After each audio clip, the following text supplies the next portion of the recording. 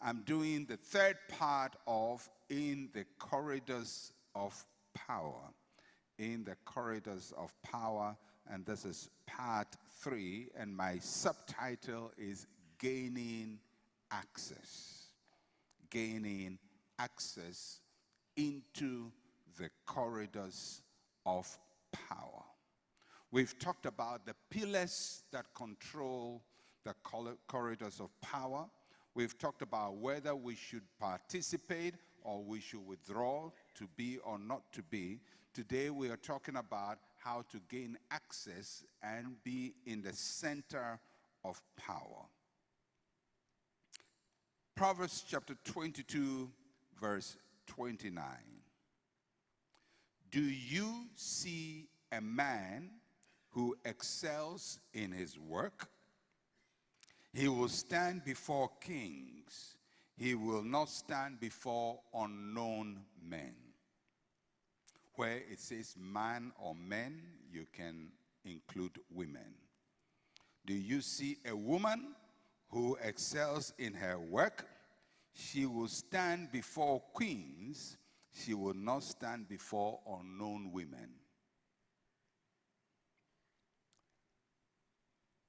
Access to the corridors of power is controlled.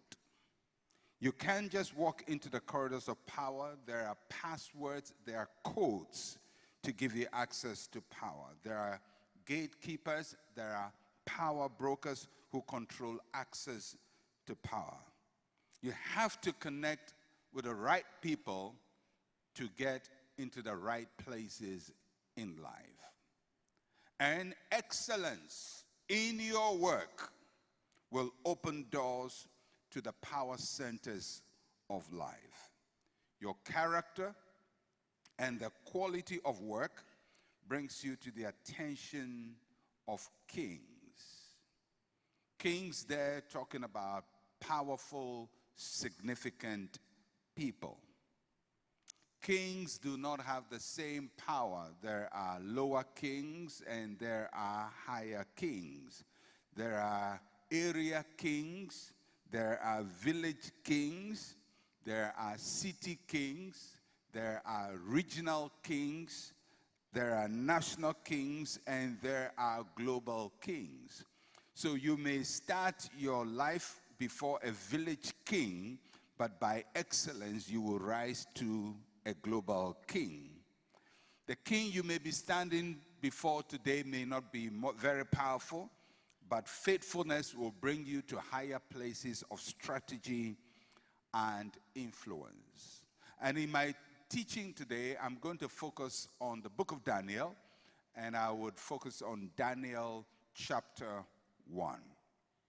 And we're going to look at how Daniel had access to the corridors of power. So we start from Daniel chapter 1. Everything I'll be saying from now onwards will be from Daniel chapter 1. Daniel chapter 1, verses 1 to 4.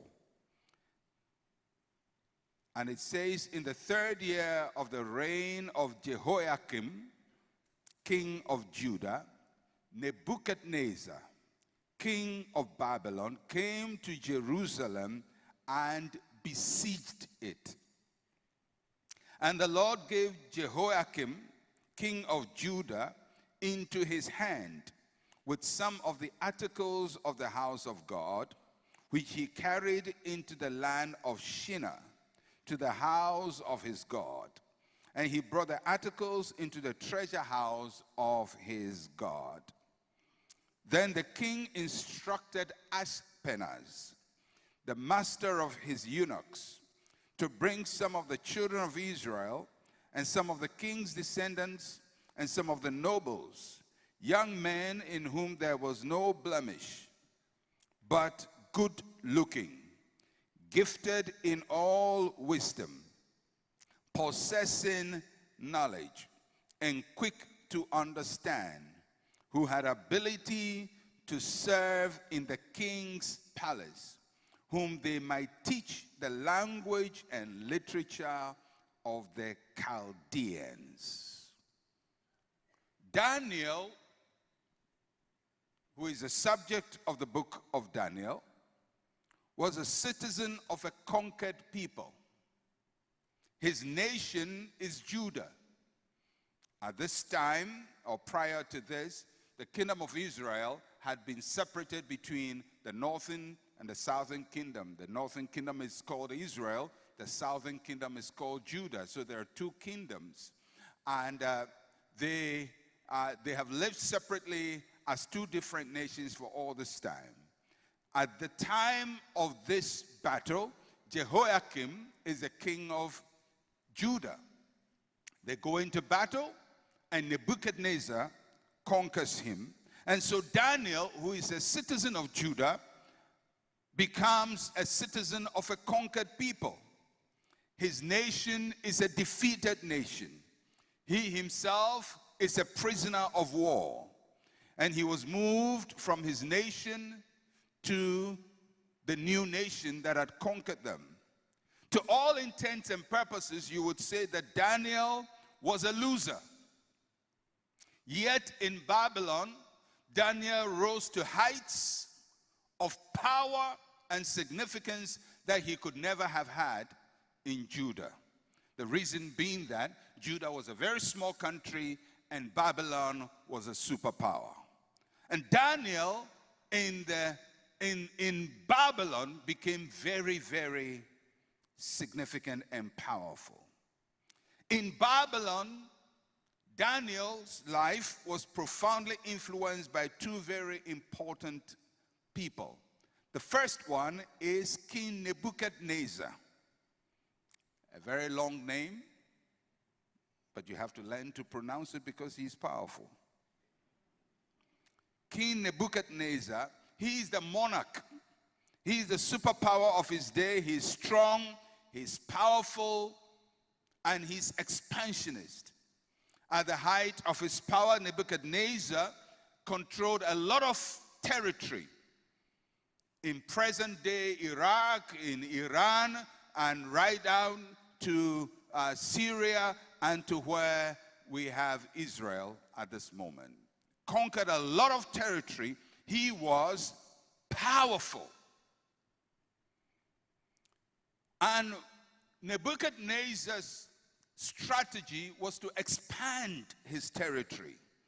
So he was on an expansion or a growth path. He conquered other nations. He ruled over other nations. He had a very strong military. He had a very sophisticated system that the other nations couldn't stand. And when he came against you, you were gone.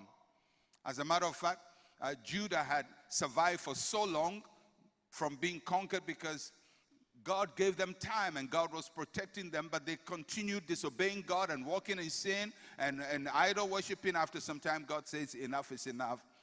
Now you fight your own battles. And they lost to Nebuchadnezzar. But Nebuchadnezzar is expanding territories. And as he expanded in territory, he had to find a way to employ people to build his territories. So he's expanding and he's employing. Now, in Nebuchadnezzar's world, if you got into the kingdom as Daniel got into as a defeated people, you are either going to be a slave, which is where most of the people ended up as slaves, or you're going to rise up into prominence. Now, when Daniel came into the kingdom of Babylon, his destiny was either he's going to be a slave or he's going to end up doing something differently. Most of his people were going to be slaves, but he was going to have a different outcome in his life. Daniel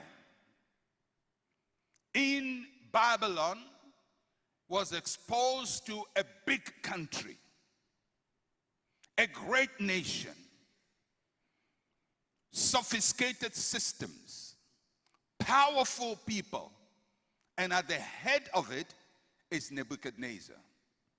That was the first influence, first significant person in Daniel's life. The second was a man who served under Nebuchadnezzar called Ashpenaz. Ashpenaz. Ashpenaz was a mentor and a mover. A mentor and a mover. He was the gatekeeper to the corridors of power. Ashpenaz is going to determine the future of Daniel. So there is Nebuchadnezzar, he has the power. There is Ashpenaz, he has the key to the power. Ashpenaz did three main things. Number one, he identified talent. He had to find the right kind of talent. Number two, he had to groom the talent. And number three, he had to open the doors for the talent. He determined who went up before the king and who went to hard labor. If you pleased him, you rose up. If you displeased him, you went down. And he was extremely loyal to Nebuchadnezzar. So I want you to imagine Daniel, a stranger from Judah. He comes, and there are two important people in this new area where he is, Nebuchadnezzar and Ashpenaz. Both can determine whether he goes up or goes down. He is either going to amount to something or he's going to amount to nothing. He's either going to be a slave or he's going to be a significant person. The key to all of this is Ashpenaz, because Ashpenaz is given an assignment: go among the conquered people and look for talent. I like Nebuchadnezzar. He understood that talent can be found even among the conquered people. He understood that you can find talent even where people are at the lowest level of their lives. So Ashpenaz is, go look for talent. So he looks around all the people who have been conquered, because he's looking for talented people. And he picks the talented people and starts training them, and then opens doors for them. Now, in Nebuchadnezzar's world, he has set up a very interesting system. It is a system that still rules the world. The values of that system can still be seen in our world. It is a system that opens doors to people and shuts doors to other people. It is a system that determines who goes up and who goes down. It is a system, unfortunately, that does not favor those who worship God. Because if you check through Daniel's life, he had to fight a lot of battles because of his faith in God. So it is a system that somehow is wired against the believer. And Daniel had to survive in a system that did not favor him as a believer in God. And he overcame. And I believe we can still beat the Babylonian system, and we can rise up still, as Daniel did. Now, in the talent hunt of Nebuchadnezzar's system, there are three important areas, or three main areas, that they look at. First, it has to do with physical form. Physical form is youthfulness, strength, and appearance. It is a system that favors youthfulness, strength, and appearance. They were looking for people who were young, without blemish, and good looking. So if unfortunately you were not good looking, this system will bypass you. Nebuchadnezzar's system placed emphasis on physical looks. That's how people enter the system. And I believe that in our world, it still works that way. Physical looks pays a lot of dividends. If you are average looking, you have to pray very hard and work extra hard.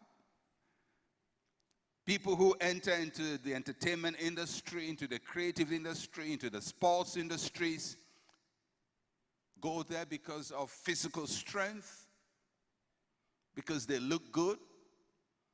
A lot of people make money simply because they look good. They look good on TV. And we pay money to watch them act for us. They become models, they wear clothes, and we wish we looked like them, and we're trying to diet and thin ourselves just to look like them. It's a Babylonian system. Now, I'm not saying that don't be thin, but what I'm saying is that system was not set up today. That's how Nebuchadnezzar fixed his system. Looks will give you access to power. And for the majority of people who don't have the looks, God help you. So that's the first thing, the physical attributes. Look at your world. Look at our world. The people who have so much influence. Sportsmen, entertainers, artists. They are the people. Actors, actresses. What qualifies them? Appearance, good looks, the physical. Babylonian system. So, I don't know how Daniel looked. Maybe he was handsome, maybe he was not, but he was in a place where he has to compete based on physical looks. The second thing that they were looking for was social class. Social class. So Nebuchadnezzar says, we're looking for the sons of rulers, the king's descendants, and we're looking for sons of the rich. So, if you didn't have social class, and you were not good looking, and you were captured into Babylonian system, you're going to be a slave. I mean, your future has already been determined by the way you looked and who born you. So, and to a large extent, our world is like that. If you were born in the wrong place by the wrong people in the wrong family, life becomes very, very unfair to you. You don't look good, average looking, life becomes very tough. Now, Daniel is in the system. I don't know how he qualified. Then the third thing they were looking for, this is where maybe most people can help themselves. Mental attitude. Mental aptitude.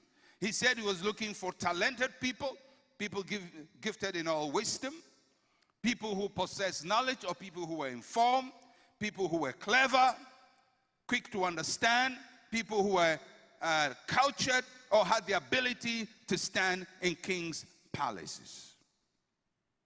I don't know how they judge all of those things.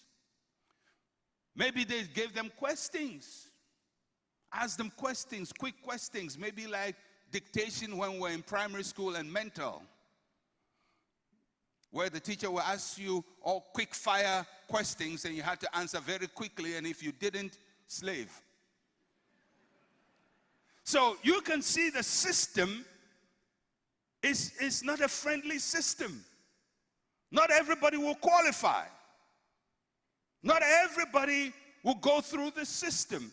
And this is the world that Daniel was thrust into. He has to qualify on physical appearance, he had to qualify on social standing, and he had to qualify on mental aptitude. So Aspenas is looking through the conquered people of Judah, and he's looking for people he can pick, and this is the criteria. That's why I said that access to the corridors of power is controlled. And if you don't consciously work yourself into that system, the system will bypass you. And there are many people in this world who are being bypassed. Many, many people. Not because they are not created in God's image, not even because they are not good in something or the other, but they are being disqualified on these three levels. They don't look good, they don't come from great families, and they are not Very clever. But we know that God is no respecter of persons. But the Babylonian system is a respecter of persons. God looks to the heart, man looks to the outward. Now, for many of us, God looks into our heart, he says, you are okay. Man looks at us outward and he says, you are not okay. Approved by God, disqualified by men. The challenge for every believer is not just be approved by God and discarded by men, but approved by God and also approved by men. You have to have the two. Because if you don't have the two, you can be spiritual, anointed, loved by God, but in this world, you may not reach your potential. And there are people who have the looks and are approved by men, but God rejects. It's not an either or, it's a both and. You must have the two. You must have the two. You must build yourself to enter the corridors of power. And there are things you can do to circumvent the disadvantages. Now, connection to Nebuchadnezzar's system required training. It required training. And there are two components of the training that they were going to have. The first component, he says that he selected these people to train them in language. The first component of the training was mastery of communication. Mastery of communication. Our world has been profoundly influenced by the power of language. Language is like the train that carries goods and people from one location to the other. If you don't have the power of communication, you cannot move things from one place to the other. Language is like a train that moves goods from one place to the other. Communication is so powerful. God created the world with words. The Son of God is called the Word of God. The gospel is preached in words. Knowledge comes to us in words. Generals inspire their troops on the battlefield with words. Presidents lead their nations with words. In the corridors of power, words are powerful. And if you don't know how to use words either in spoken form or written form, your power will be limited. I think one of the reasons why Africans generally are not in the corridors of world power is because we are weak in the usage of words. Remember, Daniel was good as a Jew from Judah, and his language was Hebrew. In Hebrew, he was great. In Hebrew, he was a master, eloquent person, but Hebrew was a village language. It was only spoken in Judah, and their northern brothers who were also in captivity, Israel. If you take the Israel, Judah out, nobody is speaking Hebrew.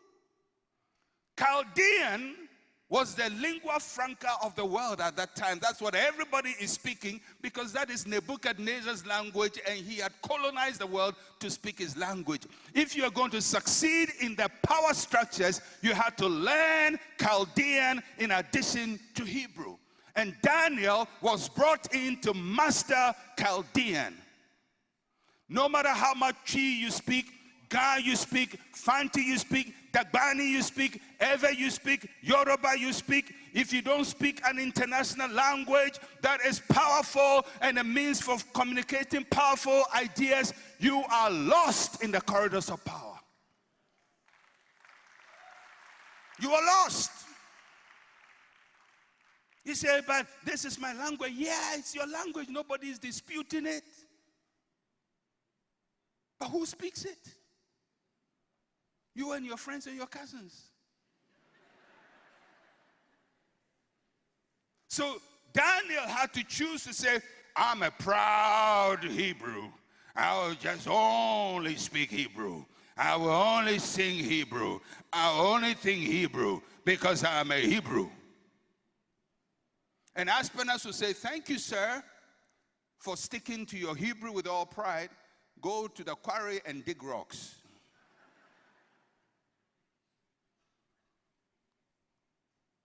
I don't want to denigrate African languages or Ghanaian languages. I love my Fanti. I thank God I'm a Fanti. I like it when I hear people speak proper Fanti. I like it. But I can't go to the United Nations and address in Fanti. I can't go to a boardroom and negotiate a loan in Fanti. Even the structure of the loan, my language is not competent to address the structure of the loan. It doesn't have enough nuance and diversity to understand and to address the issues on the world stage. That doesn't mean it's not a good language. It is good for interfamily communication. But on the world stage. So listen to me. Let me just nail it home, because when I'm speaking, I have to know that my audience. And there are some of you who want to get into the power systems of the world.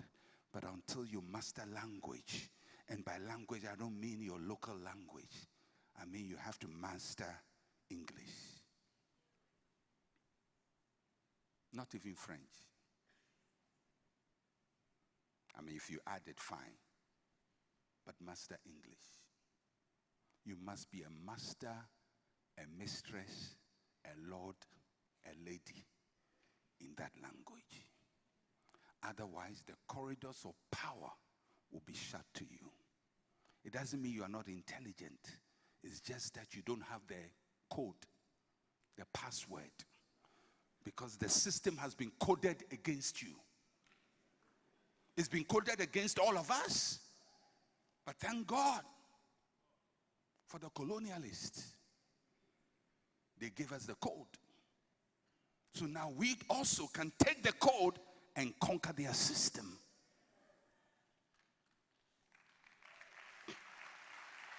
You have to master that. The second thing they had to master was literature. They said they're going to teach them the literature, philosophy, ideas, concepts. Our world is run on ideas. Literature is a rail line that carries the train. Having language with no ideas is like having a train with no rail line. You have to have the philosophy, the ideas to carry yourself from one place to the other. There are people who talk English, but there's nothing in what they are talking. So Daniel is going to be trained not just to think like a Hebrew. He was a master Hebrewian, but he has to think like a Babylonian, a Chaldean. He has to penetrate into Nebuchadnezzar's world. And Daniel has to learn the philosophy and master the ideas of Babylon. Otherwise, he's going to be shut out and be thrown to the farm to go and farm or to be a miner.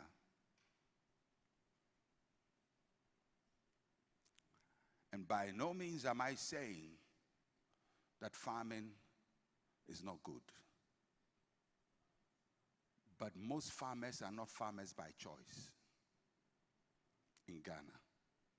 Most African farmers, they are not farmers by choice. They are farmers by force. Because there's nothing to do. I don't believe in the youth going into farming. I believe that a nation should not be encouraging everybody to be farmers. I don't think we need more than 5% of Ghanaians as farmers.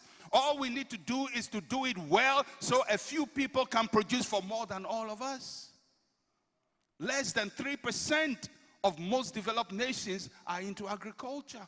The whole agricultural industry, including those who produce, process, and market and everything in the United States, is just about 6%. Here we have 70%. Not processing, but producing. And we can't feed ourselves. It's not the number of people in farming. It's the quality of the farming.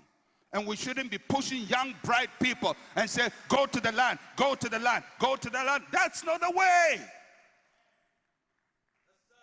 Daniel had to decide, am I just going to be on the farms of Babylon working for Nebuchadnezzar, or I'm going to step in the corridors of power? And the key and the code that is given to him, master the language, master the philosophy. Now there are some of you nice people. Your father didn't help you. Didn't give you good education. Or you didn't help yourself. You ran away from school. I don't know which is which. But the good thing is, Daniel's training was for 3 years. So Nebuchadnezzar knew in 3 years, Daniel, a total foreigner, can master the language of Babylon and master all the philosophy of Babylon. In other words, in 3 years, you can also master all the keys required for you to be in the corridors of power. Maybe your father didn't give it to you, or maybe you didn't have it, but if you focus well, you can change it. I don't want to have people with talent reduced to farmers and miners and workers with their body. I want people to work with their brain, with their ideas. So they said to Daniel, we're going to teach you the language, we're going to teach you the literature. Somebody say, I'm going to learn the language, I'm going to learn the literature. Literature is every information, philosophy, idea regarding what you're doing. If you're a great farmer but you don't have understanding of farming, you just dig with the same hoe for the rest of your life. Use the same cutlass for the rest of your life. It's an insult to go to the farms, modern farms in Ghana, and see people still using hoes and cutlass. It's an insult to humanity, because machines are doing those things. Machines are doing them and doing them far better. I don't want to see a human being on the ground, hitting the ground, hitting the ground, hitting the ground. I want a machine to hit the ground for him to now plan what to sow and how to market what to sow. That a machine will not do for him. That is where he must use his brain, not hitting the ground, hitting the ground, hitting the ground. And we call them our hardworking farmers. No, we have cheapened human beings and we have reduced them and taken them out from the corridors of power. It's time to bring people back to the corridors of power. Teach them the language, teach them the literature. And those of you young men, don't ever underestimate that. Because if you have the language and the literature, you will go far. The difference between Muhammad Ali and other boxers is not how he used his fists, it's how he used his words. Everybody quotes Muhammad Ali. Nobody quotes George Foreman. Nobody quotes Sonny Liston. Nobody quotes great boxers because they have no quotable quotes. That's true. You don't sell just your physical ability. You sell your ideas. If you look at the world, the greatest, whether it's scientists, Albert Einstein, who is praised as a scientist, not just because he was a great scientist. There were better people with great research abilities than him. It's because he had the power of words. He could communicate. He could sell ideas. And he made the world buy his ideas. It's not just how good you are, but whether you can communicate it. And in the corridors of power, words matter. The world may enjoy your talent, but never give you power if you don't know how to clearly communicate powerful ideas. Now, although Daniel understood the Babylonian system, he never bowed to it. And that's the good thing about Daniel. I don't have too much time. I have to be ending somewhere here.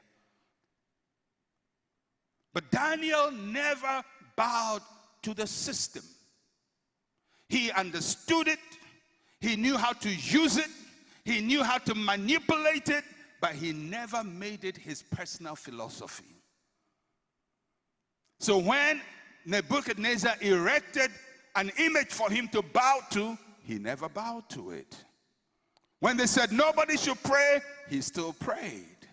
Because Daniel understood the system, but he never allowed the system to dictate his life and relationship with God. And that's one of the important things for those of you who want to be in the corridors of power. You learn the codes, you learn the keys, but don't bow to it. Because if you bow to it, you lose everything in you. The Babylonian system wants to control you.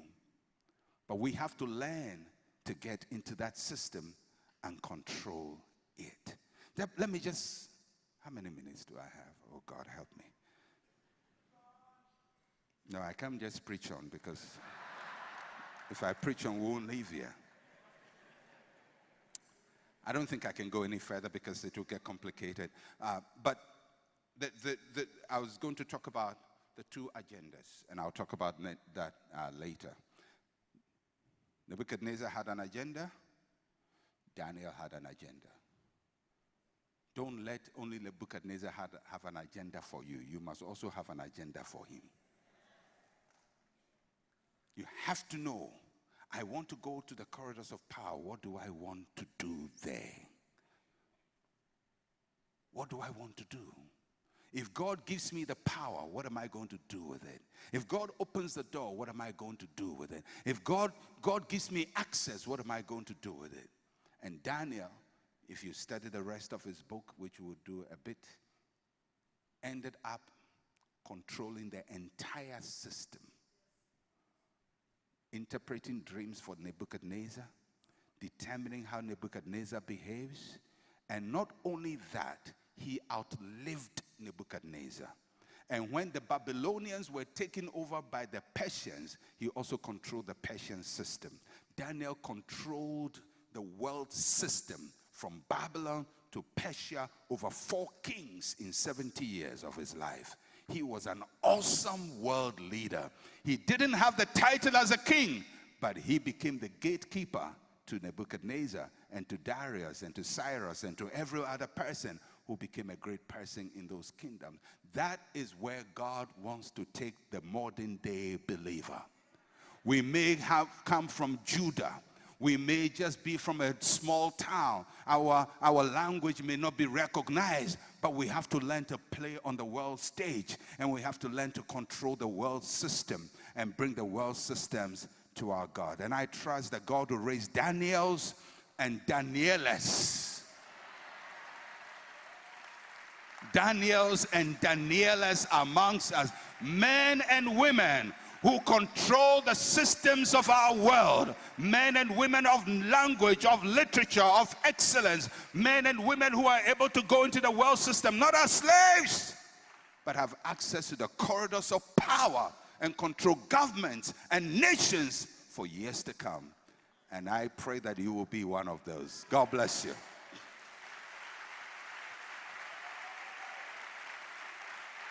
Oh, Lord.